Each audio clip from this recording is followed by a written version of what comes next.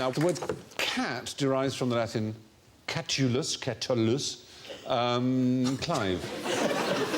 That's the angriest-looking cat. Yes, it's furious. I want you to tell me what the word catulus means. Well, it means cat. It obviously means something else before that. Okay. We took the cat from catulus and described cats with it. The Romans didn't call their cats catulus, but... Dogs.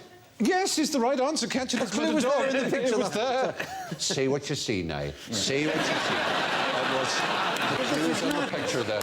Hang on, another one's appeared. Little one. What have you done to that cat, you filthy dog? In case... The word rabbit's an interesting word, odd enough, because because that comes from the Latin for giraffe. Well, they all know cat. It comes from kata, meaning down in Greek, as in all kinds of words beginning with kata. So it was described for puppies first, because the little things that hit the ground were the catulus, and became a word for a puppy and then for a dog. And we took the cat bit and called cats with it. Why is that cat so cross? It is, isn't it? Really, really cross. Something is stapled to that table.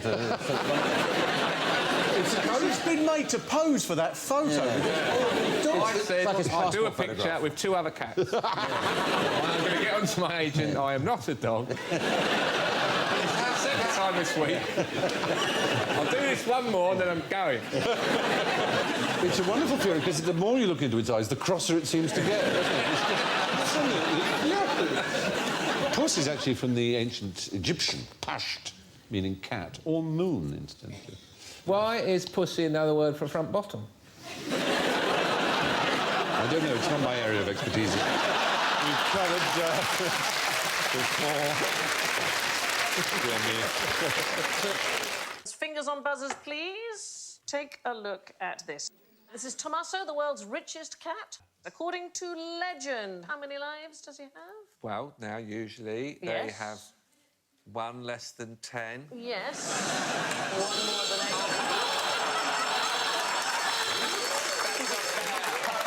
I was being so clever. So I can tell you that he is Italian, and that has a bearing. He's Italian, that cat? Yeah. Where's his mouth? So why would it matter that he's Italian? Why would that make a difference? Because he's got so many pasta lives. Look, that is actually professional comedy you just witnessed. So Are they superstitious, Italians, about cats? Yeah, but the number of lives that a cat has in superstition varies from culture to culture. So the Italians believe it is 7. In Turkish and Arabic tradition, it's 6. Germany, Greece, Brazil, a few Spanish-speaking places, it's 7 as well. We have 9.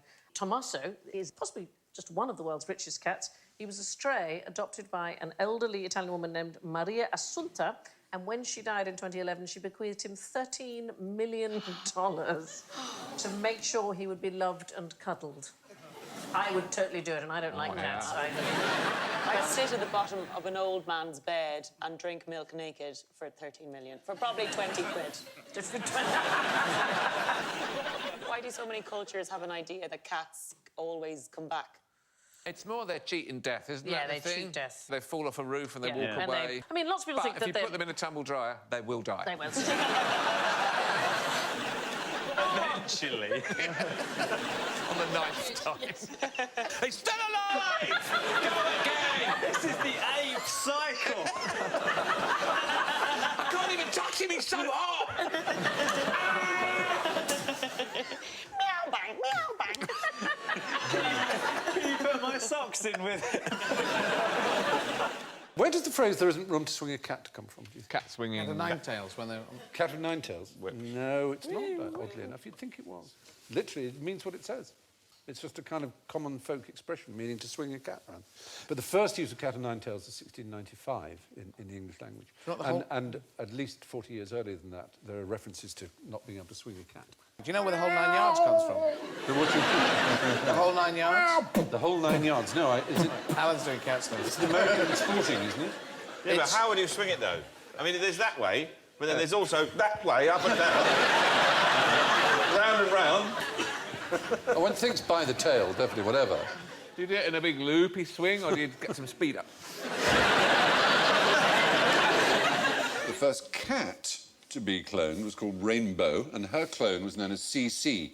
And there, You say, now, how can that... Ah, well, they didn't put the effort into it. No, you're going to say, you see. When they trolled the pet shop through that little faker, they could have they could have at least sent the guy who they sent to get the other kitten with a photo of their not just get any cat. Yes. The little kitten is called CC. Points if you can guess what that stands for. Cat clone. Whittier. What sort of Whittier? Say? Points to the audience. Copycat, you see. Very good, yeah. The operation was known as Operation Copycat, obviously. It's part of a larger project to clone a dog, which was... Oh, that's a bit... Well, it was called Missy, the Missiplicity, named after a dog named Missy. And the world's first cloned dog from Korea is called Snappy. And they ate it. Of course. Arthur, why did Big Beard Wang regularly shave his pussy? Well, I'm afraid I'm disappointed that we've got a cheap laugh from the word pussy. I'm laughing at Wang, actually. I think it's a person, perhaps. You're right. Big Beard Wang, who one could assume he had a large beard. And he shaved his cat. Well, he was a barber. He was a barber to a very famous man. Was he a Chinese barber? He was a Chinese An emperor, was there? A kind of emperor, I suppose, though he would certainly not call himself one. But Chairman Mao. Chairman Mao, indeed. And Mao is the Chinese for... Cat. Cat! Exactly. Meow. Meow, you would think, but no, it really is. Mao is cat. Is that cat on the end of Chairman Mao's... That's why I'm smiling. I don't remember that as one of those communist posters. It means cat, Mao, and it also means hat, oddly enough. So, Mao Zha Li Di Mao means the cat in the hat. Now, there are cat lovers and there are cat haters, but whose lap will the cat sit on? Cats always go to the people who don't like them or who are allergic. Yes, they do. No. They do. Well, the only scientific study that we found, in fact, finds the opposite. So I've only done one. What are they spending their money on? You know the cat on the right there, the cat on the right that's been kissed by the lady, is, I think that cat's married. Just from the expression of, oh, my God. Take a picture, how am I going to explain this? So people who believe the perverse cat theory, there are various explanations. Well, first, cats don't like being stared at is one of the reasons that they give. They perceive it as aggression, so they prefer people who ignore them. Cats pick up hostile body language and they act to try and placate it. That's one of the things. In fact, there's only one small study been done by the Anthrozoological Institute at the University of Southampton, and they were unable really to find much effect at all. They had 8 cat lovers, 8 cat haters, and the cats didn't seem to be bothered who they went to. They were... Not exactly a wide study. It's not a massive study. Yeah. Felines don't make beelines towards people who hate cats. Now, talking of going upstairs in buildings, what is the best floor of a building out of which to throw a cat? Blimey, that's impressive. Lovely mahogany. Mahogany floor is the best. It's the best story of a building with an E.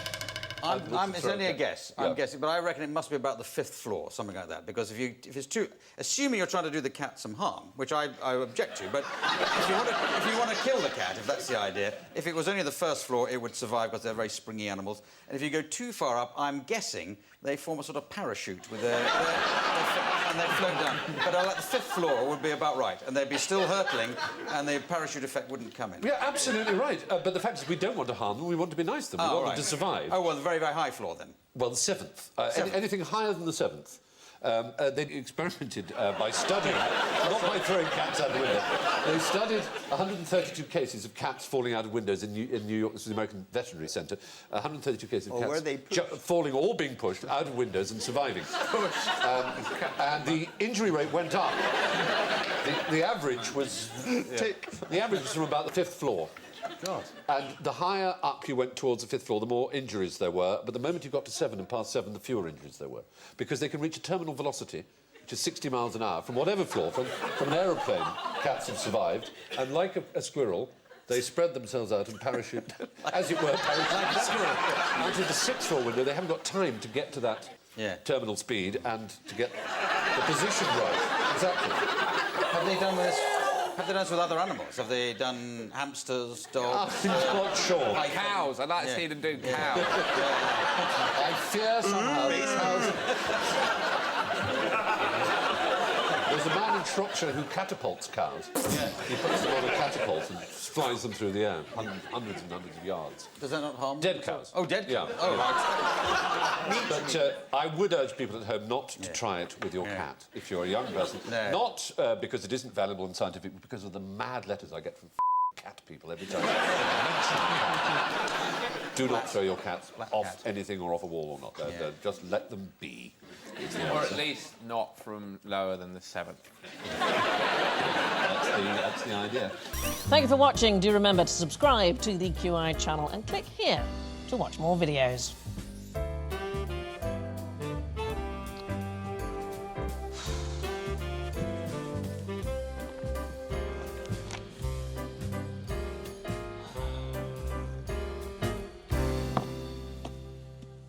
Well, please, come on, pick something.